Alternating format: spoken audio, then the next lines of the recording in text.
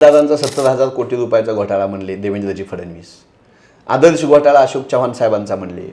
हसन मुश्रीफांचा घोटाळा होता, छगन भुजबळ साहेबांचा घोटाळा होता, विजयकुमार गावितांचा घोटाळा होता, नवाब मलिकांचा घोटाळा होता. किती नाव सांगू. पण यातली बरीच लोक तुमच्यासोबत सत्तेत होती. काँग्रेस सत्तेत असताना आपल्या ज्या सोबतच्या समविचारी सहचर असणाऱ्या ज्या जनसंघटना आहेत त्यांच्याकडे दुर्लक्ष झालं का, तर हो असं म्हणायला वाव आहे. काही प्रमाणात झालं दुर्लक्ष. त्याचा तोटा आज होतोय का, मान्य, त्याचा तोटा आज होतोय. भारतीय जनता पक्षाचे ज्येष्ठ नेते चंद्रशेखर बावनकुळेजी गेले होते, महसूल मंत्री. ड्रग्जमधल्या आरोपीकडून जो जामीनवर सुटलाय त्याच्याकडून त्यांनी सत्कार स्वीकारला. भारतीय जनता पक्षाशी संबंधित लोक ड्रग्जच्या व्यवसायात सापडत आहेत. महाराष्ट्र व्यसनाच्या अधीन गेलाय. महाराष्ट्र हिंसेकडे घेऊन जायचं आहे सत्ताधाऱ्यांना. का महाराष्ट्रातून उद्योग बाहेर गेले, का गुजरातला उद्योग नेले तुम्ही दावोसला गेले होते ना, किती आणली तुम्ही इन्व्हेस्टमेंट, कुठं कारखाना निघाला, किती रोजगार निर्माण झाले, बोलतात देवेंद्रजी याच्यावर. कुठे गेलं डिजिटल इंडिया, कुठे गेले 2 करोड रोजगार, कुठे गेले 15 लाख रुपये. तरुणाई विचारते, आज सोशल मीडियात विचारते, प्रत्यक्षात विचारते. आम्ही कमी पडतो का, तुमच्या अपेक्षेपेक्षा नक्की कमी पडत असो. 5 मिलियनच्या ऐवजी 10 मिलियन असले पाहिजे अशी तुमची अपेक्षा असेल तर ते असायलाच पाहिजे. नमस्कार मित्रांनो, स्वागत आहे तुमचं या नव्या कोऱ्या पॉडकास्टमध्ये. आपण आज आपल्यासोबत आहे हनुमंतजी पवार. त्यांच्याकडे महाराष्ट्र प्रदेश काँग्रेसचा प्रवक्ता हे पद आहे. आपण त्यांच्याकडून काँग्रेसची सद्यस्थिती जाणून घेणार आहोत आणि जे सध्या महाराष्ट्रातले ज्वलंत मुद्दे आहेत त्यावर चर्चा करणार आहोत. नमस्कार हनुमंतजी. नमस्कार. आत्ता सध्या राहुल गांधींनी इलेक्शन कमिशनवरती काही आरोप केलेत. मतचोरीचा मुद्दा घेऊन त्यांनी पत्रकार परिषद घेतली. या सगळ्या मुद्द्यांवर महाराष्ट्र प्रदेश काँग्रेस कशा पद्धतीने बघतंय आणि तुमची पुढील रणनीती आणि भूमिका काय असणार आहे या संदर्भातली? आज आपण 15 ऑगस्ट स्वातंत्र्य दिवस साजरा करतोय. तर या देशाला मिळालेलं स्वातंत्र्य हे लाखो लोकांच्या बलिदानावर, त्यागावर, संघर्षावर अवलंबून होतं आणि ते टिकवणंही आपल्या सगळ्यांची जबाबदारी आहे. आपण कुणी स्वातंत्र्य आंदोलनामध्ये नव्हतो, पण आज हे स्वातंत्र्य टिकवण्यासाठीच्या ज्या 4 महत्त्वाच्या गोष्टी आहेत त्यातली एक गोष्ट आहे, या देशामध्ये निवडणुका निपक्षपातीपणे झाल्या पाहिजेत.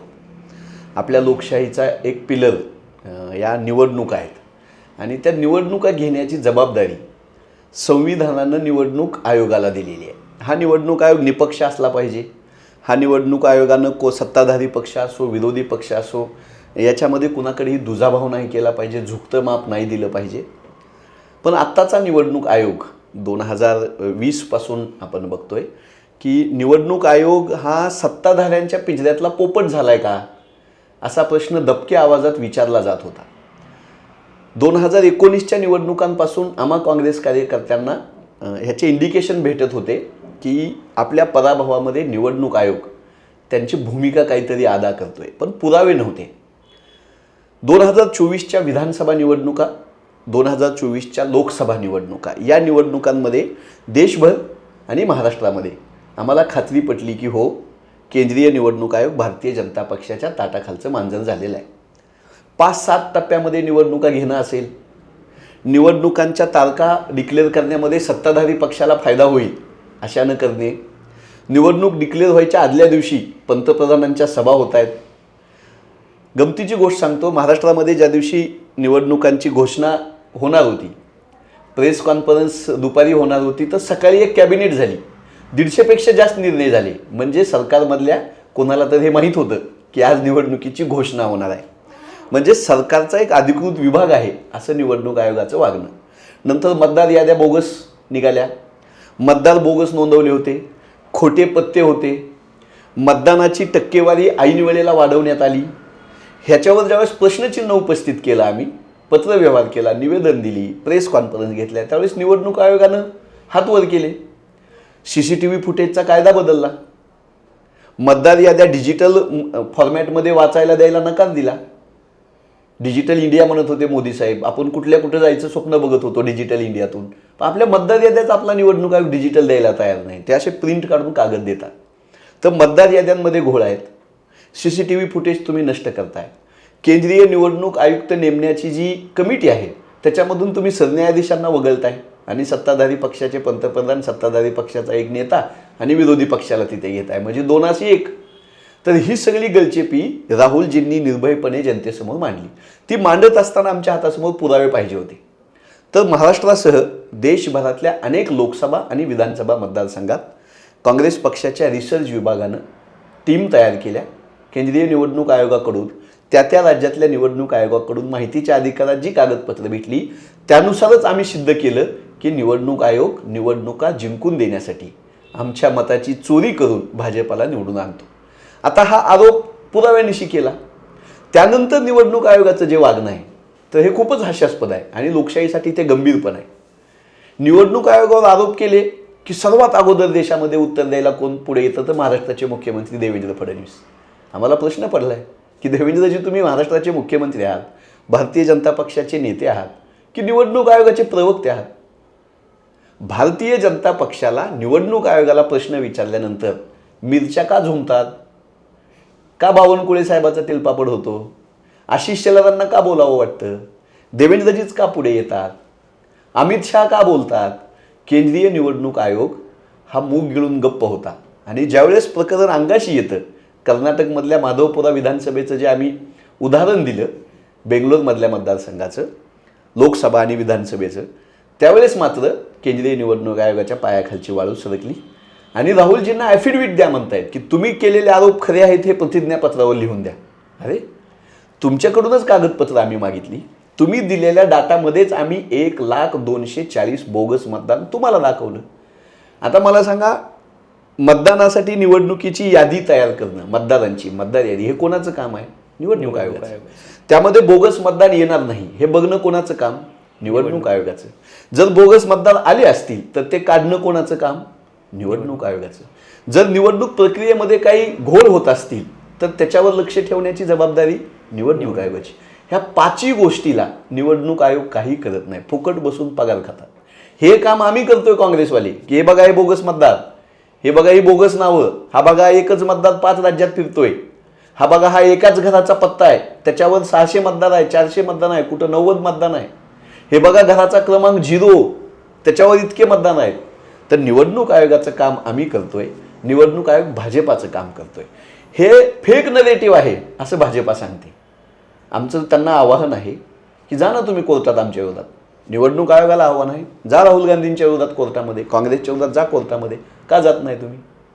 दुसरा प्रश्न विचारला जातो की तुम्ही का कोर्टात जात नाही? म्हणजे आम्ही गेलो ना कोर्टात. आम्ही चंदीगडच्या उच्च न्यायालयानं निवडणूक आयोगाला आदेश दिला CCTV फुटेज द्या म्हणून, तर कायदाच बदलला फुटेज देण्याचा.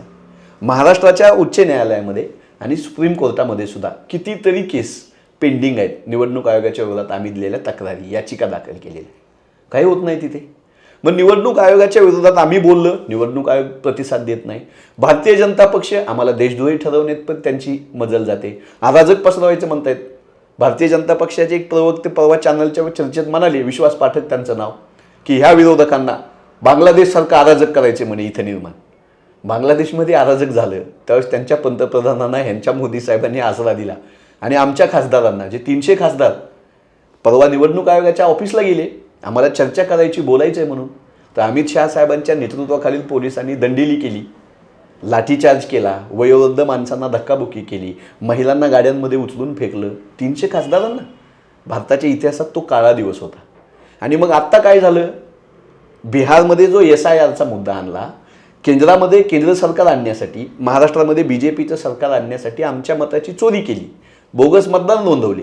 त्याचे पुरावे आम्ही नागपूरमध्ये दिले, कामठीमध्ये दिले, माधवपुरा विधानसभेमध्ये दिले, बेंगलोरमध्ये लोकसभेचे पुरावे दिले आणि अजून देशभर आम्ही देऊ. कराडमध्ये ते पुरावे देऊ आम्ही, चंद्रपूरमध्ये ते पुरावे देऊ आम्ही.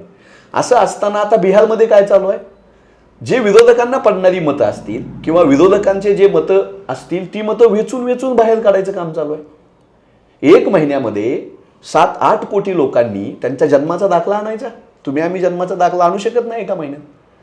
बिहारमध्ये पूर येतो, नदीमध्ये घरं वाहून जातात. बिहारमधली बहुतांश मजूर लोक ही पंजाबमध्ये, हरियाणामध्ये, महाराष्ट्र, आपल्या मुंबईमध्ये रोजीरोटीसाठी येतात. त्यांना माहीत आहे का की आपल्याला मतदार यादीमध्ये नाव आहे का नाही बघायला जायचं आहे, निवडणूक आयोगाची लोक येणार आहेत आणि 2 महिने अगोदर, एका महिन्यात तुम्ही प्रोसेस करणार? इतके दिवस काय केलं मग? आणि या विरोधात पण आम्ही संसद बंद पाडली. बिहारमधल्या रस्त्यावर राष्ट्रीय जनता दलासोबत काँग्रेस आहे, राहुल गांधी आहेत, कम्युनिस्ट पक्ष आहेत, सगळी मंडळी आहोत आम्ही. संसदेमध्ये इंडिया आघाडीचं आमचं SIR चर्चा करा म्हणतोय आम्ही. मोदीजी बोलायला तयार नाही. आणि काल काय निकाल आला सुप्रीम कोर्टाचा? 65 लाख मतदार निवडणूक आयोगानं वगळले आणि त्यांची नावं आम्ही देणार नाही असं सांगण्याचं धाडस केलं. याच्यापेक्षा लोकशाहीचा मोठा खून काय असतो की एखाद्या माणसाचं मतदार यादीमध्ये नाव नाही, निवडणूक आयोग काढून टाकतो आणि ते का काढलं हे सांगायची तसदी घेत नाही आणि आम्ही सांगणार नाही असं निर्लज्जपणे निवडणूक आयोग कोर्टात सांगतो. कोर्टानं फटकारलं आणि 65 लाख मतं तुम्ही का नाकारली त्याचं कारण द्या आणि ती यादी प्रसिद्ध करा असं सांगितलं. हा काँग्रेसचा विजय आहे, हा इंडिया आघाडीचा विजय आहे, हा राहुल गांधीच्या हिमतीचा आणि त्यांच्या आवाजाचा विजय आहे.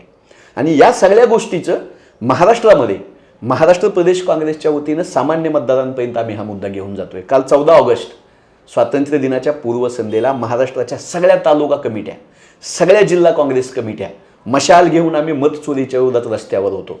उत्तर प्रदेश असेल, बिहार असेल की कर्नाटक असेल, केरळ असेल, काँग्रेसचा प्रत्येक कार्यकर्ता सामान्य मतदारांपर्यंत जाईल आणि केंद्र सरकार, भाजपा आणि निवडणूक आयोग यांची कशी साठगाठ आहे आणि लोकशाहीचा कसा गळा घोटतायत हे आम्ही लोकांना सांगतोय.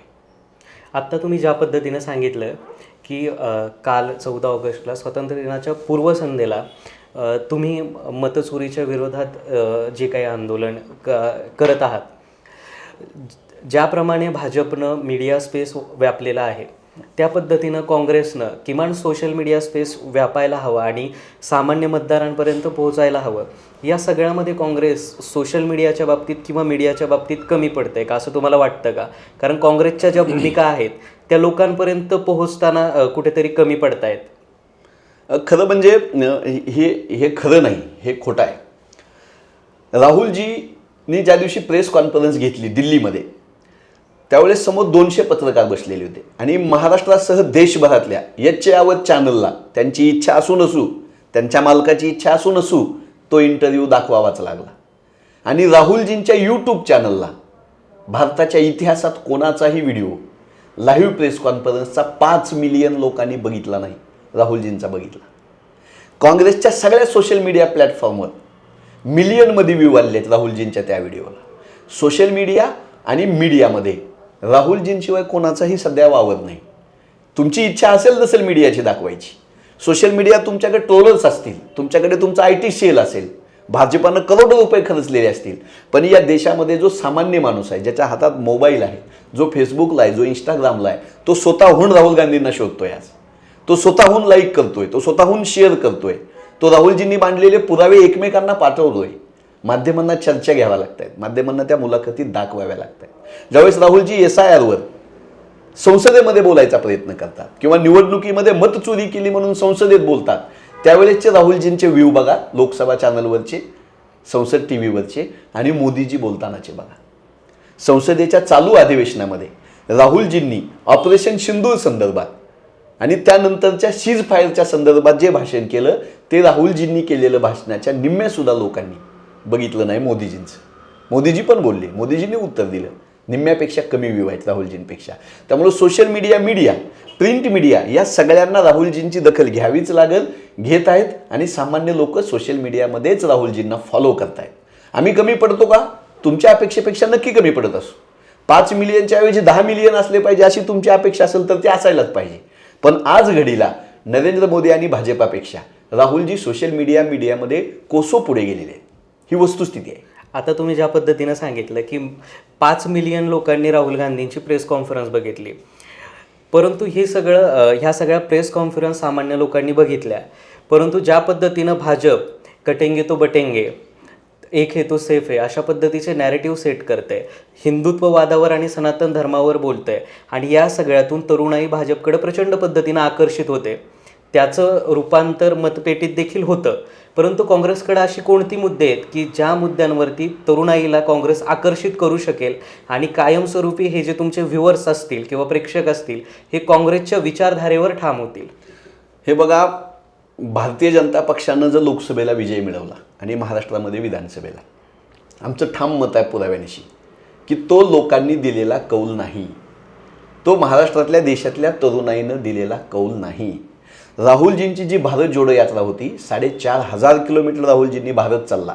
याच भारतातली तरुणाई राहुलजींना येऊन बिलगत होती. एका दिवशी 5-5 हजार तरुण मुलं आणि मुली राहुलजींना बोलत होते, शेक हँड करत होते, अश्रू ढाळत होते आणि आपले प्रश्न सांगत होते. या देशातल्या तरुणाईला नीट कळतं आपला नेता कोण आहे. राहुलजी मोहब्बत की दुकान म्हणतात, या देशातल्या तरुणाईंना अपील झालं. राहुलजींनी बेरोजगारीचा प्रश्न आणला. राहुलजींनी ज्यावेळेस अग्निवीर योजना आणली त्यावेळेस राहुलजींच्या मागे तरुणाई उभी राहिली. गिग वर्कर्स असतील, सगळे असंघटित कामगार असतील, हातावर पोट असलेली लोक असतील, शेतकरी तरुण असतील, बिहारमधले तरुण असतील, दिल्लीमध्ये UPSCची तयारी करणारे राजेंद्रनगरमधले तरुण असतील, ही सगळी मुलं मुली राहुलजींच्या भोवती गोळा होत आहेत. त्याचं कारणच आहे की राहुल गांधी युवकांचा नेता आहे. राहुलजी कमी बोलतात, काम जास्त करतात. मोदीजींसारखं स्वतः स्टुडिओमध्ये बसून मन की बात करायची. कुठे गेलं डिजिटल इंडिया? कुठे गेले 2 करोड रोजगार? कुठे गेले 15 लाख रुपये? तरुणाई विचारते, आज सोशल मीडियात विचारते, प्रत्यक्षात विचारते. आणि कटेंगे तो बटेंगे असेल किंवा धर्माच्या नावावर विष पेरणं असेल किंवा हिंदू सनातन वाद निर्माण करणं असेल किंवा महाराष्ट्रामध्ये कितीतरी त्यांचे असे गणंग लोक आहेत, ज्याच्यामध्ये नितेश राणे आहेत, ज्याच्यामध्ये ते लांडगे म्हणून आहेत, त्याच्यात पडळकर आहेत, आणखी कोणते जगताप म्हणून अजितदादांच्या राष्ट्रवादीचा एक आमदार आहे. किती धार्मिक द्वेष पेरतात, किती दंगलीचं वातावरण तयार करतात, किती जातीमध्ये हिंदू मुसलमानामध्ये, दलित ओबीसीमध्ये, मराठा ओबीसीमध्ये भांडणं लावायचा प्रयत्न करतात. पण महाराष्ट्र शांत आहे, संतांची भूमी आहे, समाजसुधारकांची भूमी आहे. ह्यांच्या लोकांच्या ह्या नेरेटिव्हला नाही महाराष्ट्र बळी पडला. तो पडावा म्हणून हे सातत्यानं प्रयत्न करतायत, पण तसं झालं नाही. हा महाराष्ट्र, हा देश, हा गांधीजींच्या अहिंसा तत्वावर चालणार आहे. संविधानामध्ये दिलेली धर्मनिरपेक्षता हे आपलं मूल्य आहे, हे इथल्या तरुणाईला मान्य आहे. म्हणून ते नाही दंगली करत, म्हणून ते नाही रस्त्यावर उतरत आता. त्यामुळं आता महाराष्ट्रामध्ये आणि भारतामध्ये असले जे फेक नेरेटिव्ह आहेत, हिंसा घडवणारे, दंगल घडवून, तरुणांना कळतं ना आता की आपलं करिअर उद्ध्वस्त होतं. केसेस आपल्यावर होतात. जगतापांवर केस होत नाही, पडळकरांवर केस होत नाही, राणेंवर केस होत नाही. केस कुणावर होते? आमच्या सामान्य तरुणावर होते. आयुष्य उद्ध्वस्त होतं, जामीन होत नाहीत, नंतर करिअरला अडचणी येतात, हे कळालं तरुणाईला.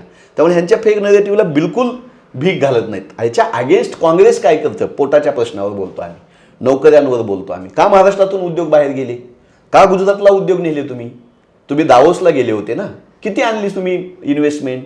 कुठं कारखाना निघाला? किती रोजगार निर्माण झाले? बोलतात देवेंद्रजी याच्यावर? नाहीत बोलत. आम्ही पोटापाण्याच्या प्रश्नावर बोलू. आम्ही कायदा सुव्यवस्था महाराष्ट्राची बिघडते. मी ज्या तुळजापूर विधानसभा मतदारसंघातून येतो तिथे बाजूला परांड्याला, तिकडे लातूरला महाराष्ट्राच्या कानाकोपऱ्यात ड्रग्सचा व्यवसाय वाढला. पोलिसांमधली लोक ड्रग्ज पेडलर म्हणून सापडली.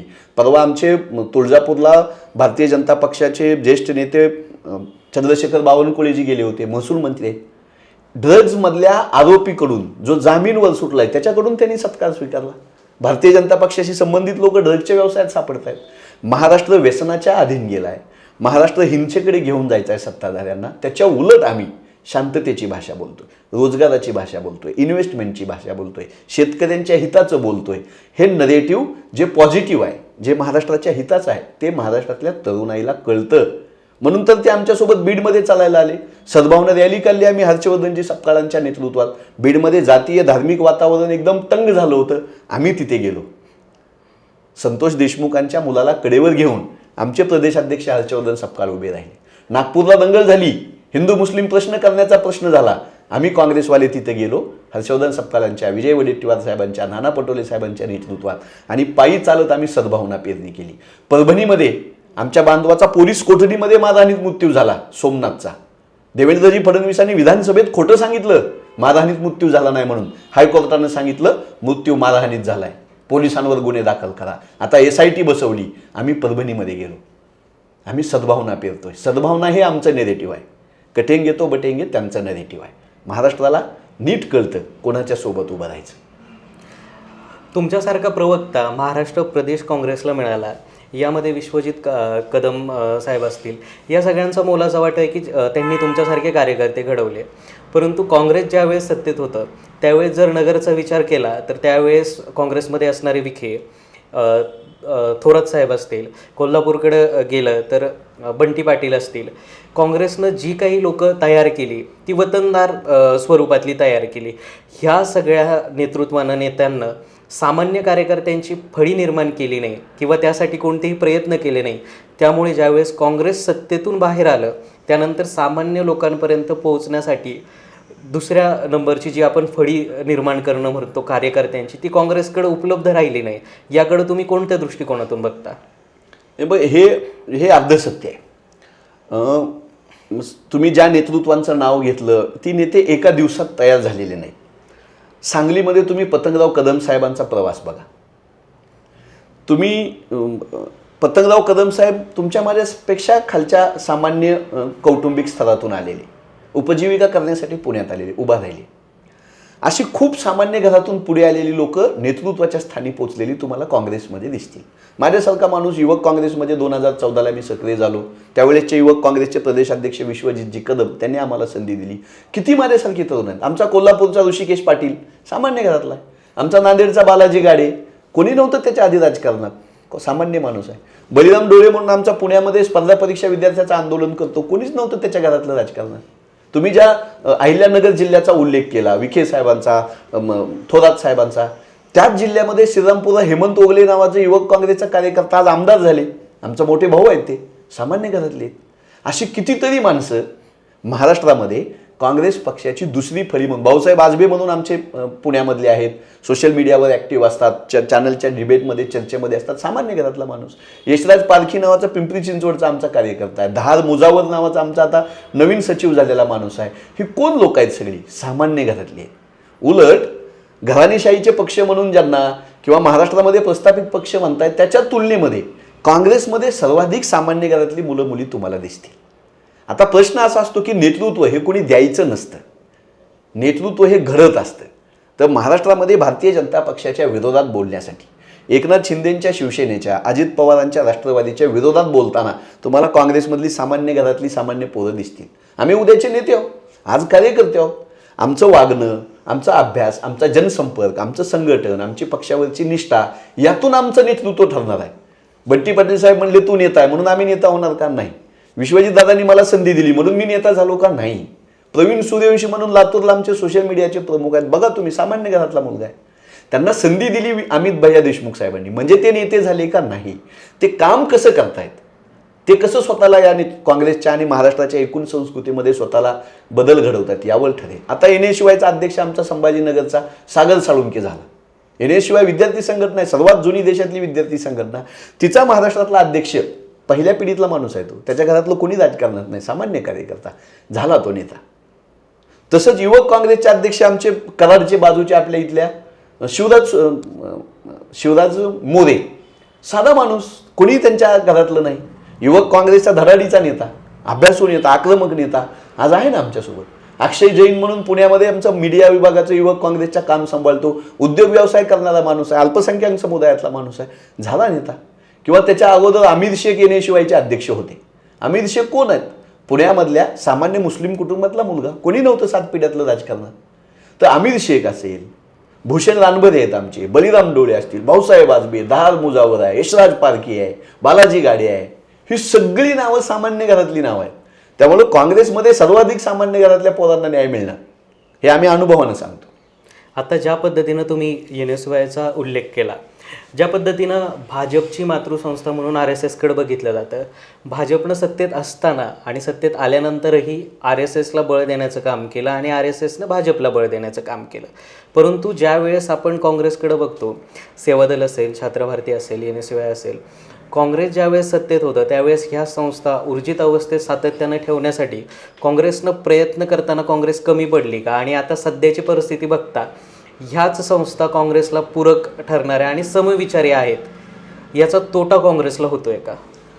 हे बघा, ही वस्तुस्थिती आहे की काँग्रेस सत्तेत असताना आपल्या ज्या सोबतच्या समविचारी सहचर असणाऱ्या ज्या जनसंघटना आहेत त्यांच्याकडे दुर्लक्ष झालं का?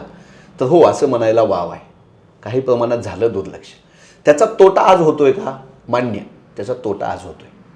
पण म्हणून राष्ट्र सेवा दल असेल, NA-शिवाय असेल किंवा काँग्रेस सेवा दल असेल किंवा अनेक डाव्या समाजवादी दलित चळवळीतल्या अनेक असे विद्वान आहेत, संस्था संघटना आहेत की हमालांच्या संघटना आहेत, वैज्ञानिक दृष्टिकोन प्रसार करणारे आहेत, पर्यावरणामध्ये काम करणारे आहेत, मानवाधिकार क्षेत्रात काम करणारे आहेत, रोजगाराच्या क्षेत्रात काम करणारे आहेत, आदिवासी जल जंगल जमीन संदर्भात काम करणारे आहेत.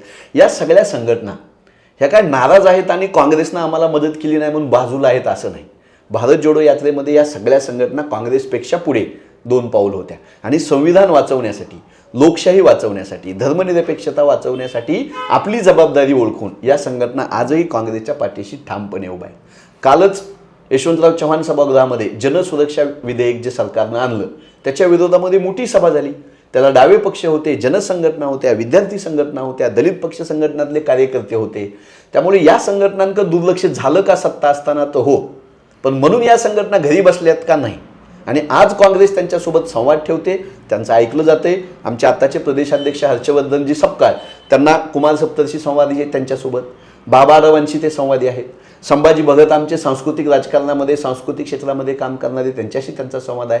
मेधा सामंत असतील, मेधा कुलकर्णी असतील, शेतकरी कामगार पक्षाची मंडळी आहेत, डाव्या प्रकाश रेड्डी असतील, डाव्या संघटनांचे, या सगळ्यांना सोबत घेऊन कपिल पाटील यांच्यासारखा समाजवादी सेवादलाचे नेते असलेले आज आमच्यासोबत आहेत. तर या सगळ्यांना सोबत घेऊन जाण्याचा प्रयत्न काँग्रेस करेल. कधी काली दुर्लक्ष झालं, सत्तेच्या ओघात झालं, माझ्यासारख्या छोट्या माणसानं त्याच्या चिरफाडीमध्ये जास्त जाऊ नये. पण इथून पुढे या जनसंघटनांना सोबत घेतल्याशिवाय इथली लोकशाही, इथलं संविधान टिकवणं अशक्य आहे, याची जाणीव काँग्रेसला आहे. तुम्ही हर्षवर्धन सपकाळांचा उल्लेख केला. ज्यावेळेस महाराष्ट्र प्रदेश काँग्रेसच्या अध्यक्षपदाचा मुद्दा चर्चेत होता त्यावेळेस नाना पटोलेंसारख्या अनेक नेत्यांची नावं चर्चेत होते, परंतु त्यांच्या तुलनेनं अनुभवानं कमी असणाऱ्या हर्षवर्धन सपकाळांचं नाव कुठेही चर्चेत नव्हतं. पण अचानकपणे काँग्रेसनं त्यांना महाराष्ट्र प्रदेश काँग्रेसचं अध्यक्षपद देऊ केलं. काँग्रेस सत्तेत असताना असे धक्के देणं आणि अनुभवानं कमी असणाऱ्या नेतृत्वाला संधी देणं हे ठीक होतं, परंतु सत्तेत नसताना अनुभवी व्यक्तींची गरज असताना हा अचानक घेतलेला निर्णय का? एकतर हर्षवर्धन दादा सपकाळ यांच्याविषयी माध्यमांमध्ये ते प्रदेशाध्यक्ष व्हायच्या अगोदर बऱ्यापैकी अज्ञान होतं. पण म्हणून हर्षवर्धन सपकाळ अनुभवी नाही आहेत आणि अचानक काहीतरी चेहरा पडलाय, इतर नावं चर्चेत जी होती त्यांच्या असा जो एक भास तयार झाला तर तो खोटा होता. साधी माहिती सांगतो तुम्हाला, या पॉडकास्टच्या माध्यमातून ते लोकांपर्यंत जाईल. हर्षवर्धन सपकाळ हे जिल्हा परिषदेचे सदस्य राहिलेले आहेत. महाराष्ट्राच्या, भारताच्या लोकशाहीचा गाभा हा स्थानिक स्वराज्य संस्था आहे. त्या स्थानिक स्वराज्य संस्था महत्त्वाची असते, पंचायत समिती, जिल्हा परिषद, ग्रामपंचायत.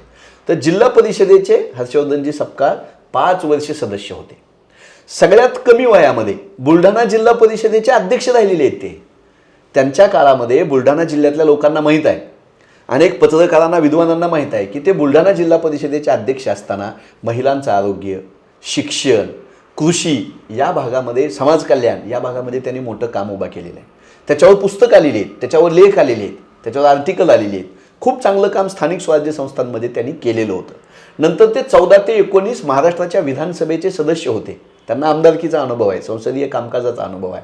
सभागृहामधली त्यांची कारकीर्द ही अत्यंत ज्वलंत प्रश्न विचारणारा, अभ्यासू प्रश्न विचारणारा असा संसदीय कामकाजाचा अनुभव असलेला माणूस म्हणून त्यांची ख्याती होती. लोकल बॉडीजमध्ये काम केलं, जिल्हा परिषद सदस्य, अध्यक्ष होते, नंतर विधानसभेचे आमदार होते. नंतर राजीव गांधी पंचायत राज संघटन म्हणून जे काँग्रेसचे एक राष्ट्रव्यापी संघटन आहे आणि ते लोकशाही मजबूत करणारं आणि जे लोकल बॉडीजमध्ये सदस्य निवडून येतात त्यांना प्रशिक्षण देणारं, त्यांना लोकशाही मूल्य, अर्थसंकल्प, पैसा, लोकल बॉडीजला पैसा कसा उभा राहतो, तो कसा खर्च होतो, हे सगळं समजावून सांगणारं राजीव गांधी पंचायत राज संघटन आहे, जो लोकशाहीचा गाभा आहे, ज्याला आपण 73वी 74वी घटनादुरुस्ती म्हणतो आणि सगळ्या लोकल बॉडीज ह्या या देशाच्या लोकशाहीचा श्वास म्हणतो. त्यातून आलेलं नेतृत्व आहे. स्वतः लोकशाहीच्या स्थानिक स्वराज्य संस्थातून आले, मग सभागृहामध्ये गेले महाराष्ट्राच्या विधानसभेत आणि मग राजीव गांधी पंचायत राज संघटनेची देशाची जबाबदारी. कर्नाटकची त्यांच्याकडे जबाबदारी होती, पंजाबचे प्रभारी होते, राहुलजींचे विश्वासू आहेत आणि आक्रमक अभ्यासू चेहरा आहे. महाराष्ट्राच्या सांस्कृतिक राजकारणाशी जोडून घेतलेला चेहरा आहे. महाराष्ट्राचं जे आध्यात्मिक वारसा आहे त्याच्याशी नातं सांगणारे हर्षवर्धनजी सपकाळ आहेत. वक्तृत्व चांगलं आहे, पहिलवानगडी आहे. ते बुलढाण्याच्या एका व्यायामशाळेचे प्रमुख होते, व्यायामशाळा चालवत होते, स्वतः आहेत. भजन करतात, ते कीर्तन करतात, आदिवासींसोबत चांगलं नातं आहे. ते दलित पक्ष संघटनाशी त्यांचं नातं चांगलं आहे. असा वैचारिक काँग्रेसचा गाभा असलेला माणूस म्हणजे हर्षवर्धन सपकाळ आहे. हे बऱ्याचशा लोकांना माहीत नव्हतं. त्याचं कारण ते तितके मीडिया स्नेही नाहीत. काहीतरी प्रेझेंटेशनचा जो काळ आलेला आहे की हे बघा, मला बघा, मी असा, मी अशा ह्याच्यात पडणारा तो माणूस नव्हता. आपलं काम करत राहणे, आपल्या विचारांवर निष्ठा असणे आणि संघटनेची शिस्त पाळणे, याचं वैशिष्ट्य म्हणजे हर्षवर्धन दादा सपकाळ. आता तुम्ही जे सांगितलं की इतरांची नावं चर्चेत होती आणि ते सोडून तुम्ही हे का दिलं, तर हो ना, विश्वजित कदम साहेबांचं नाव चर्चेत होतं, अमित भैया देशमुख साहेबांचं नाव होतं, बंटी पाटील साहेबांचं नाव होतं, ज्येष्ठ नेते बाळासाहेबजी थोरात आहेत, विजय वडेट्टीवार साहेब आहेत विरोधी पक्षनेते. तर ह्या सगळ्या नावांची झाली असेल चर्चा, नाही असं नाही. पण अखिल भारतीय काँग्रेस कमिटीला मल्लिकार्जुनजी खरगे साहेबांना, राहुलजींना, हर्षवर्धन सपकाळांसारखा वैचारिक निष्ठा असलेला, संघटन कौशल्य असलेला, आक्रमक चेहरा, अभ्यासू चेहरा, गांधीयन आयडियॉलॉजीवर विश्वास असलेला माणूस जर द्यावा वाटला असेल तर महाराष्ट्रानं, म्हणजे महाराष्ट्रातल्या काँग्रेसनं, सगळ्या नेत्यांनी आम्ही ते स्वीकारलं. सगळ्या नेत्यांना सोबत घेऊन ते जात आहेत, सगळ्यांचं सहकार्य त्यांना लाभतंय. आमच्यासारख्या नवीन लोकांना ते सोबत घेत आहेत. काँग्रेससाठी, आम्हा काँग्रेसच्या कार्यकर्त्यांसाठी तो आश्वासक चेहरा आहे. म्हणून इतर नेत्यांचं महत्त्व कमी झालं का, तर काँग्रेसमध्ये असं नसतं. विरोधी पक्ष नेते म्हणून विजय वडेट्टीवार साहेब आहेत, आक्रमक चेहरा आहे. विदर्भातले नेते म्हणून नानाभाऊ पटोले साहेब आहेत, त्यांचं महत्त्व आहेच आहे. सांगली, सातारा, कोल्हापूरमध्ये बंटी पाटील साहेब, विश्वजित कदम साहेब, पृथ्वीराज बाबा ह्यांचं महत्त्व आहेच आहे. ह्या सगळ्यांना सोबत घेऊन जाणं. आमचे खासदार आहेत, प्रणितीताई खासदार आहेत, आमच्या कल्याणकारी तिकडे खासदार आहेत. ज्या नांदेडमध्ये अशोक चव्हाणांसाहेबांसारखा मोठा नेता निघून गेला, तिथं खासदार आमचे काँग्रेसचे आहेत. तर ही सगळी कलेक्टिव्ह लिडरशिप हे काँग्रेसचा आत्मा आहे. तर तुम्ही काँग्रेसच्या स्थापनेपासून आजपर्यंत बघा, सगळ्यांच्या विचारानं, सगळ्यांना सोबत घेऊन जाऊन, मोठ्यांचं ऐकून, छोट्यांना सोबत घेऊन जाऊन, समवयस्कांना विश्वासात घेऊन पुढे जाणं, हे काँग्रेसचं कल्चर. आणि त्यानुसार हर्षवर्धन दादा प्रदेशाध्यक्ष झाले. तुम्ही धाराशिवमधल्या उस्मानाबाद येथून येता. तिथे असणारे जे प्रश्न आहेत, शेतकरी आत्महत्या असतील, बेरोजगारी असेल, पाण्याचा प्रश्न असेल, या सगळ्या समस्यांकडे तुम्ही कोणत्या अर्थानं बघता? यावर उपाययोजना म्हणून काय गोष्टी करायला हव्या असं तुम्हाला वाटतं? हे बघा, मराठवाडा हा म्हणजे विकासाच्या गंगेत थोडा मागे राहिलेला होता, हे मान्यच केलं पाहिजे. स्वर्गीय विलासरावजी देशमुख साहेब, त्यांची कालच पुण्यतिथी झाली. त्यांच्याकडे नेतृत्व असताना त्यांनी बऱ्यापैकी मराठवाड्याचा अनुशेष भरून काढण्याचा प्रयत्न केला. कोरडवाहू शेतकरी आहेत, अल्पभूधारक शेतकरी आहेत, कर्जाचं मोठं प्रमाण आहे. आणि आमचं जे मुख्य पीक आहे तिथलं ते सोयाबीनचं आहे. तर मागच्या 10-12 वर्षामध्ये आम्ही राजकारणात सक्रिय झाल्यापासून आम्ही तूर खरेदी असेल, सोयाबीनचा हमीभाव असेल, किंवा अतिवृष्टी होते आणि आमचं सोयाबीन पीक वाहून जातं, त्यावेळेस पीक विम्याचा प्रश्न असेल, ह्या गोष्टीवर आम्ही भांडतोय. देशातले आणि महाराष्ट्रातल्या शेतकऱ्यांचे जे प्रश्न आहेत त्यापेक्षा कितीतरी पट जास्त प्रश्न मराठवाड्यातल्या माझ्या शेतकऱ्याचे आहेत. आमच्या उस्मानाबाद जिल्हा हा शेतकरी आत्महत्याग्रस्त जिल्हा आहे, विशेष जिल्ह्यांच्या यादीमध्ये आहे. तर आमचं साधं म्हणणं असतं की ह्या सरकारनं कर्जमाफी करावी.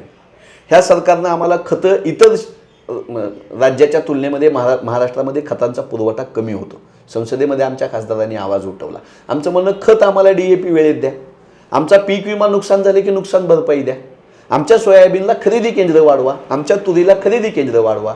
पण मूलभूत तूर खरेदी करणे, सोयाबीन खरेदी करणे, नुकसान झाल्यानंतर विम्याची नुकसान भरपाई मिळणे आणि कर्जमाफी, ह्या गोष्टीकडे सुद्धा ह्या सरकारचं दुर्लक्ष होतं.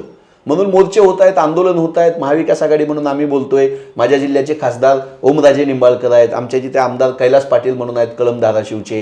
ही सगळी मंडळी लढत आहेत, रस्त्यावर येत आहेत. आता आज बघा, जो शक्तीपीठ महामार्ग आहे, जो कुण्याही महाराष्ट्रातल्या शेतकऱ्यांना मागितलेला नाही, फक्त भांडवलदारांचे खिसे भरायचे म्हणून देवेंद्रजींनी तो आणला. वर्ध्यापासून ते रत्नागिरीपर्यंत, गोव्यापर्यंत तो मार्ग जाणार. 6 मार्ग आहेत, त्या मार्गाला पर्यायी 6 प्रकारे जाता येतं. समृद्धी महामार्ग आहे, इतर महामार्ग आहेत. ते सगळे सोडून आता आमच्या विदर्भामधल्या, मराठवाड्यामधल्या आणि पश्चिम महाराष्ट्रातल्या शेतकऱ्यांच्या जमिनी घ्यायचं कारस्थान चालू आहे. आज 15 ऑगस्ट आहे. अमित भैया देशमुख साहेब लातूरमध्ये याच्या विरोधात लढत आहेत, बंटी पाटील साहेब कोल्हापूरमध्ये याच्या विरोधात लढत आहेत, शिवसेनेची माणसं लढत आहेत, राष्ट्रवादीची माणसं लढत आहेत. तर महाराष्ट्रातल्या शेतकऱ्यांचे प्रश्न आणि त्यातल्या त्यात मराठवाड्याच्या शेतकऱ्यांचे प्रश्न घेऊन काँग्रेसचे आमदार, काँग्रेसचे खासदार आणि काँग्रेसचे नेते आम्ही रस्त्यावर आहोत. या सरकारला आम्ही भांडू. आणि सर्वाधिक दुर्लक्ष कोणाकडे झालं असेल तर आमच्या शेतकऱ्यांकडे झालं. माझ्या तुळजापूर विधानसभेमध्ये सभेला आले होते अमित शहा साहेब, देवेंद्रजी फडणवीस सभेला होते, आमचे उमेदवार होते राणा जगजितसिंहजी पाटील, आणि धडधकत सांगितलं होतं की आम्ही सत्तेत आलो की कर्जमाफी देऊ. त्या दिवशीच्या वर्तमानपत्रामध्ये पान भरून जाहिराती होत्या, टीव्हीवरच्या जाहिराती होत्या. आणि आता म्हणतात आम्ही म्हणलोच नाही. अजितदादा म्हणतात मी तसं म्हणलोच नाही.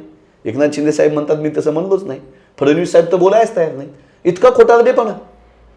तर 6 महिन्यामध्ये 781 शेतकऱ्यांच्या आत्महत्या झाल्या विदर्भ मराठवाड्यामध्ये. आणि देशात सर्वाधिक आत्महत्या मराठवाड्यामध्ये होत आहेत, विदर्भात होत आहेत. आणि तुम्ही कर्जमाफीवर बोलायला तयार नाही. कर्जमाफी आम्ही दिलीच नाही म्हणताय.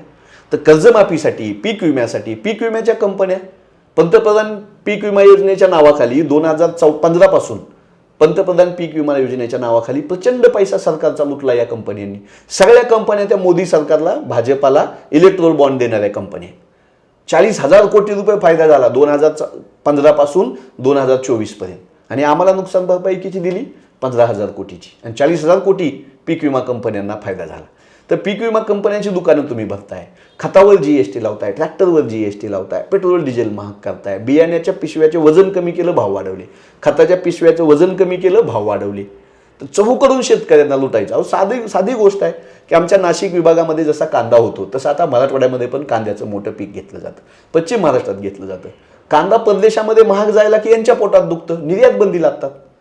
किती वेळा तरी ह्या 11 वर्षामध्ये केंद्र सरकारनं 13 ते 14 वेळा कांद्यावर निर्यात बंदी लादली. जाऊ द्या आमचा कांदा परदेशात, 4 पैसे आम्हाला मिळू द्या. कांदा निर्यात बंदी करायची, आम्हाला मारायचं. GST लावायचा, आमचंच जीव घेत आहे. हमी भावानं खरेदी करत नाही तुम्ही. हमी भाव वाढवून देत आहे का? नाही देत. माझ्याच मराठवाड्यामध्ये हे पाशा पटेल शेतकरी नेते जे आज भाजपाची तळी उचलत आहेत ते आले होते, राजनाथ सिंग आले होते, ते विनोद तावडे होते, पंकजाताई मुंडे होत्या. आणि यांनी 2012ला दिंडी काढली होती, सोयाबीन दिंडी, आणि 8,000 रुपये सोयाबीनला भाव द्या म्हणत होते. आज 11 वर्षी यांचं सरकार आहे, आज 3,000नं सोयाबीन आम्हाला विकावं लागतं. कुण्या तोंडाने हे लोकांकडे जात असतील? ह्यांना लाजा कशा वाटत नसतील? शेतकऱ्यांच्या समोर जाताना ह्यांचं मान कशी शर्मेनं खाली जात नसेल? तर हे शेतकऱ्यांना लुटणारं खोटारडं सरकार आहे. मराठवाड्यातल्या, विदर्भातल्या शेतकऱ्यांच्या आता लक्षात येतं. विदर्भामध्ये धान खरेदी आहे, बोनस देतो म्हणाले होते फडणवीसजी. भंडारा गोंदियामध्ये जाऊन तुम्ही विचारा, देत नाहीत बोनस. आता धान खरेदी करत नाहीत, धान भिजायला लागलं तिथं आमचं. तर धान उत्पादक शेतकरी असो, सोयाबीन उत्पादक शेतकरी असो, कांदा उत्पादक शेतकरी असो, ह्या सगळ्यांना लुटायचं आणि भांडवलदाराची घरं भरायची.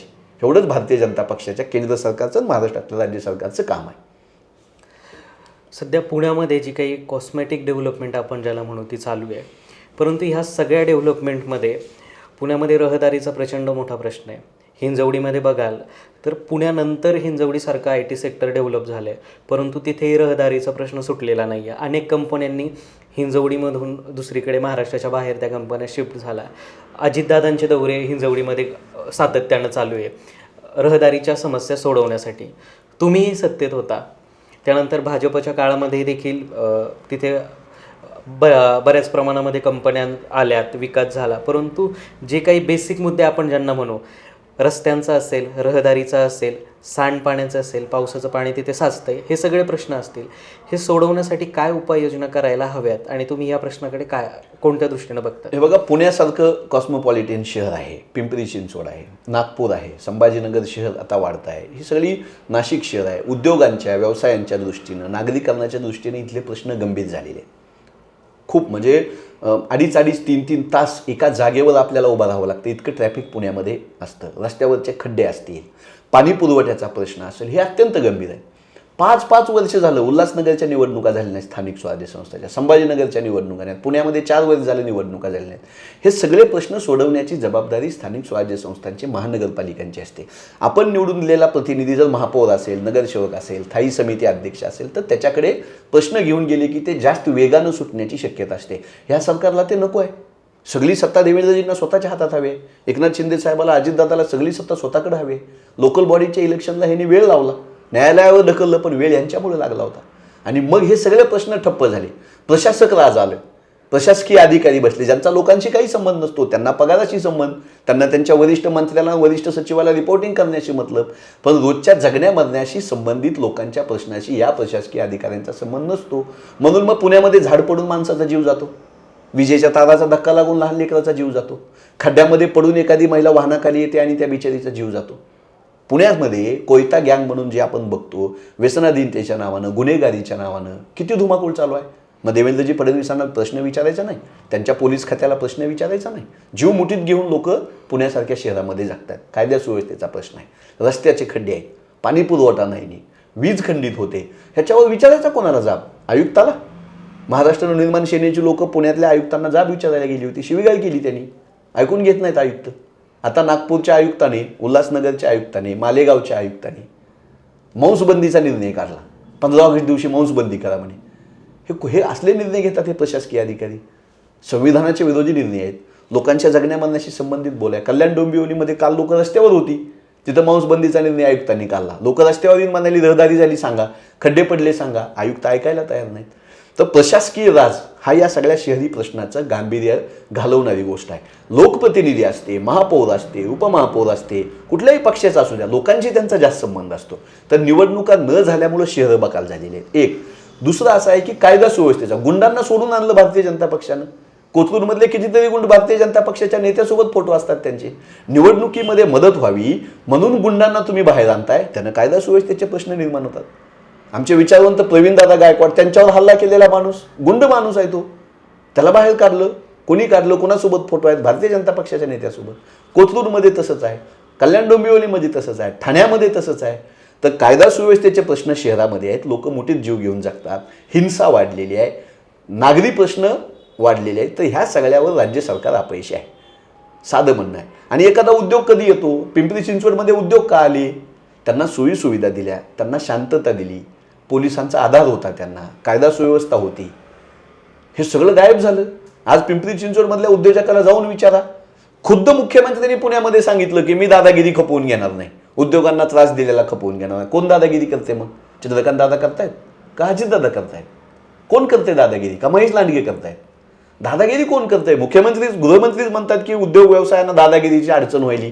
तुमचं काम आहे मग सांगा. तर सत्ताधाऱ्यांच्या कायदा सुव्यवस्थेकडचं दुर्लक्ष, स्थानिक स्वराज्य संस्थांच्या निवडणुका न होणं आणि प्रशासकावर अवलंबून राहणं, ह्यानं शहरं बकाल झालेली आहेत. हा ज्या दिवशी देवेंद्रजींना कळेल, भाजपाला कळेल, तो सुदीन असेल. काँग्रेसला अनेक नेते मंडळी सोडून गेली. त्यामध्ये राधाकृष्ण विखे पाटील असतील, सुजय विखे असतील, त्यानंतर सत्यजित तांबे असतील, त्यांनी अपक्ष म्हणून निवडणूक लढवली. ह्या सगळ्या नेत्यांनी काँग्रेस सोडलं. आता सध्याची परिस्थिती अशी की लोक व्यक्तिपूजक जास्त झाली आहेत. अशोक चव्हाणांनी काँग्रेस सोडलं. ह्या लोकांच्या पक्ष सोडण्यामुळे काँग्रेसवरती काय परिणाम झाला? काहीच परिणाम झाला नाही. आमच्यासारख्याला संधी भेटली. किती खासदार निवडून आले लोकसभेला महाराष्ट्रात काँग्रेसचे? जर एवढी लोक नांदेडमध्ये जर अशोक चव्हाण साहेब सोडून गेल्यानं आम्हाला नुकसान झालं असतं तर नांदेडचा खासदार काँग्रेसचा आला असता? आला ना. जालन्याचा खासदार काँग्रेसचा आला ना. सोलापूरचे खासदार काँग्रेसचे आहेत. वर्षाताई गायकवाड मुंबईमध्ये आहेत ना. नंदुरबारमध्ये काँग्रेसचा खासदार आहे. धुळ्यामध्ये काँग्रेसच्या खासदार आमच्या आल्या. कोणी सोडून गेलं म्हणून काँग्रेसचं नुकसान झालं असतं तर काँग्रेस पक्ष संपला असता. असं झालं का? नाही झालं. दिग्गज नेते सोडून गेले. दुसरी लोक असतात फळी खुर्च्या घ्यायला.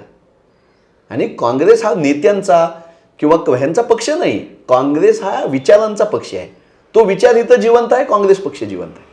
असंख्य मतदार आहेत सामान्य, ज्यांचा आवाज सार्वजनिक ठिकाणी दिसत नाही, पण ते काँग्रेसला मतदान करतात, ते काँग्रेस विचारांना मानतात, ते काँग्रेस विचारांचे पाठीराखे आहेत. तर तो विचार जोपर्यंत त्या महाराष्ट्राच्या मातीत आहे तोपर्यंत नेता हनुमंत पवार असला काय आणि अजून कोण असलं काय आणि कोणीच नेता नसलं काय. नेते लोक उभा करतात, नेते लोकांतून येतात. लोकांची गरज काँग्रेस आहे. काँग्रेसला लोकांच्या प्रश्नावर बोलत राहणे हा इतिहास आहे. बोलत राहतो आम्ही, उभे राहिले नेते. त्यामुळे जात असेल कोण तर त्याला थांबा म्हणताना म्हणजे काय विचार, का थांबा म्हणायचं? त्यांच्या अडचणी असतील, त्यांना भीती असेल किंवा त्यांना पक्षासोबतचं काही लागेबंदे आज त्यांना नको असतील, पक्षाबद्दल त्यांची आपुलकी संपली असेल. जसं तुम्ही उल्लेख केला की त्यांना भीती असेल. अशोक चव्हाणांनी ज्यावेळेस बीजेपीमध्ये प्रवेश केला तर त्यांनी केलेले घोटाळे उघडकीस येतील, ईडीच्या कारवाई होतील, या सगळ्याला घाबरूनच बऱ्याच लोकांनी, नेते मंडळींनी भाजपामध्ये प्रवेश केला. परंतु मग तुम्ही हे मान्य करणार का की ज्यावेळेस काँग्रेस आणि मित्रपक्षांसोबत सत्तेत होतं त्यावेळेस ह्या लोकांनी भ्रष्टाचार हा केलाच होता आणि ज्यावेळेस भाजपा सरकारी यंत्रणांचा वापर स्वतःसाठी करून घेते असा काँग्रेस आरोप करतं, परंतु विरोधी पक्ष म्हणून तुम्ही या सगळ्या लोकांचा भ्रष्टाचार का बाहेर काढत नाही? साधा प्रश्न आहे. अजितदादांचा 70,000 कोटी रुपयाचा घोटाळा म्हणले देवेंद्रजी फडणवीस. आदर्श घोटाळा अशोक चव्हाण साहेबांचा म्हणले. हसन मुश्रीफांचा घोटाळा होता, छगन भुजबळ साहेबांचा घोटाळा होता, विजयकुमार गावितांचा घोटाळा होता, नवाब मलिकांचा घोटाळा होता. किती नावं सांगू? पण यातली बरीच लोक तुमच्यासोबत सत्तेत होती. आम्ही तेच सांगतो की ह्या लोकांचे घोटाळे जर होते भारतीय जनता पक्षाच्या म्हणण्यानुसार तर त्या घोटाळ्यांचं आज काय झालं हा प्रश्न आम्ही फडणवीसांना विचारतो. गाडीभर पुरावे त्यांच्याकडे होते ना. आम्ही नाही म्हणलो की आमच्याकडे अजितदादांच्या होतात गाडीभर पुरावे. आम्ही नाही राजीनामा मागितला अशोक चव्हाण साहेबांचा की तुम्ही आदर्श घोटाळे आहात, महाराष्ट्र सदनमध्ये घोटाळे असं आम्ही नाही म्हणलो कोणते? देवेंद्रजी फडणवीस म्हणाले. अजितदादा चक्की पिसिंग बारामतीच्या सभेत कोण म्हणलं? आम्ही नाही म्हणलो, देवेंद्रजी म्हणाले. त्या देवेंद्रजींना आज तुम्ही विचारावं, माध्यमांनी विचारावं की त्या गाडीबिल पुराव्याचं झालं काय, त्या चक्की पिशिंगचं झालं काय, त्या महाराष्ट्र सदन घोटाळ्यातले छगन भुजबळ साहेब आज तुमच्या खांद्याला खांदे लावून कसे, विजयकुमार गावित तुमच्यासोबत कसे, अशोक चव्हाण आज कसे तुम्हाला चालतात. आम्ही नव्हते आरोप केले. नागपूरच्या विधान भवनावर गाडीभर बैलगाडीचे पुरावे घेऊन आम्ही नव्हतो गेलो, देवेंद्रजी गेले होते. आज देवेंद्रजींना विचारा की ह्या सगळ्या लोकांचे घोटाळे कसे स्वच्छ झाले. बरं, देवेंद्रजींना नसेल विचारायचं तर किरीट सोमय्याला तर विचारा, काय झालं बाबा ह्या पुराव्यांचं. आम्ही नाही आरोप केले, अजूनही केले नाही आम्ही आरोप. आणि ज्यांच्यावर आरोप झाले त्यांना पण एकदा विचारा की हा माणूस तुम्हाला जेलमध्ये टाकायला जायला होता, आज त्यांच्या खांद्याला खांदे लावून कसं. आज अशोक चव्हाण साहेब देवेंद्रजी फडणवीसची प्रत्येक पोस्ट शेअर करतात, सोशल मीडियाचे त्यांचे प्रमुख झाले. त्यांना विचारा की अहो तुमच्यावर किती खालच्या लेवलला टीका केली होती. अजितदादांना विचारा तुम्हाला जेलमध्ये टाकायला निघाले होते. छगन भुजबळ साहेबाला विचारा तुम्हाला तर तुरुंगात टाकलं होतं. अजितदादाला कोण विचारेना, अशोक चव्हाण साहेबाला कोण विचारेना, देवेंद्रजींना कोण विचारेना, सगळे आम्हालाच विचारत आहेत की ही लोक भ्रष्टाचारी होते का. आम्ही नाही म्हणालो. जे म्हणाले त्यांना विचारा, ज्यांना म्हणाले त्यांना विचारा. ते आज हातात हात घालून हिंडत आहेत आणि उत्तर आम्ही द्यायची, हा अन्याय आहे. राहुल गांधींनी सातत्यानं जातनिहाय जनगणनेची मागणी केली होती. आत्ता ती मान्यही झाली आहे. जातीनिहाय जातगणनेला सुरुवातही होईल. याकडं तुम्ही कोणत्या दृष्टीनं बघता. हे बघा, राहुलजी 11 वर्षामध्ये जे मुद्दे राहुलजींनी जनहिताचे उचलले ते भारतीय जनता पक्षाला नरेंद्र मोदी साहेबांना मान्यच करावे लागले. हा राहुलजींच्या नेतृत्वाचा विजय आहे. पहिलं, भूमी अधिग्रहण कायदा केला होता, राहुलजींनी विरोध केला, तो कायदा मागे घ्यावा लागला. 3 शेतकरी काळे कायदे राहुलजींनी पहिल्या दिवशी सांगितलं की तुम्हाला मागे घ्यावं लागेल. केंद्र सरकारनं, मोदी साहेबांनी, भाजपानं प्रचंड प्रतिष्ठेचं केलं. शेतकऱ्यांना गोळ्या घातल्या, दिल्लीत येऊ दिलं नाही, लाठीचार्ज केला, पण ते कायदे मागे घ्यावे लागले. GST बद्दल राहुलजींनी सांगितलं की हा गब्बर सिंग टॅक्स आहे, इथले उद्योग व्यवसाय मारून टाकेल. आज GST मध्ये 200 पेक्षा जास्त बदल करावेच लागले. नोटबंदी, राहुलजींनी सांगितलं की हा भारतीय अर्थव्यवस्थेचा कणा मोडणारी गोष्ट आहे, यातून काही साध्य होणार नाही. आज सगळ्यांना मान्य झालं की नोटबंदीतून काहीच साध्य झालं नाही, झालं असेल तर नुकसानच झालं. तसंच राहुलजी जातनिहाय जनगणनेवर बोलत आहे की जिसकी जितनी आबादी उसका उतना हक. या देशाच्या विकास प्रक्रियेमधून छोट्यातल्या छोट्या जातीला सुद्धा वाटा भेटला पाहिजे, त्यांच्यावर अन्याय नाही झाला पाहिजे. आणि मग हे आपण मोजलं पाहिजे. जातनिहाय जनगणना म्हणजे ती नुसतं कोण्या जातीचं कोण असं लिहून घ्यायचं असं राहुलजींचं म्हणणं नाही, की त्यांचे सामाजिक मुद्दे काय आहेत, त्यांच्या शिक्षणाचं काय झालं, त्यांना कर्ज पुरवठा होतो का, त्यांना नोकऱ्या मिळतात का, त्यांचे बँकेमध्ये किती प्रतिनिधित्व आहे, त्यांचं शिक्षणामध्ये किती प्रतिनिधित्व आहे, हे सगळं त्याला एक्सरे म्हणतात राहुलजी, भारतीय समाज व्यवस्थेचा एक्सरे. तर ही मागणी लावून धरली. भारतीय जनता पक्षाची लोक सुरुवातीला संसदेत म्हणायची, राज्यसभेत म्हणायची की नक्षलवाद्यांची मागणी आहे, हे विरोध करायचे, भारताचं तुकडे पाडणार म्हणे, हे असं काय काय मोदी साहेबापासून, अमित शहा साहेबापासून सगळे बोलत होते. पण 1.5 वर्षामध्ये राहुलजींच्या या मागणीला केंद्र सरकारला झुकावंच लागलं, नरेंद्र मोदी साहेबांना झुकावं लागलं आणि जातनिहाय जनगणनेचा निर्णय घ्यावा लागला. सामाजिक न्यायाच्या दृष्टीनं विकास प्रक्रियेमध्ये छोट्या मोठ्या सगळ्या जातींना वाटा भेटला पाहिजे, कुणी मागं नाही राहिलं पाहिजे. दलित, आदिवासी, OBC, मायक्रो OBC यांच्या हितासाठी जातनिहाय जनगणना होणं गरजेचं होतं. ती टाळण्याकडे केंद्र सरकारचा कल होता. पण राहुलजींच्या झंझावातानं, काँग्रेस पक्षाच्या संघटनेनं सामान्य लोकांपर्यंत ज्या पद्धतीनं हा विषय नेला, त्यानुसार राहुलजींची मागणी मान्य करावी लागली. जातनिहाय जनगणना हा या देशाच्या विकासाचं राजकारण बदलणारा मुद्दा ठरेल. सर, धन्यवाद. तुम्ही तुमचा अमूल्य वेळ दिला. थँक्यू.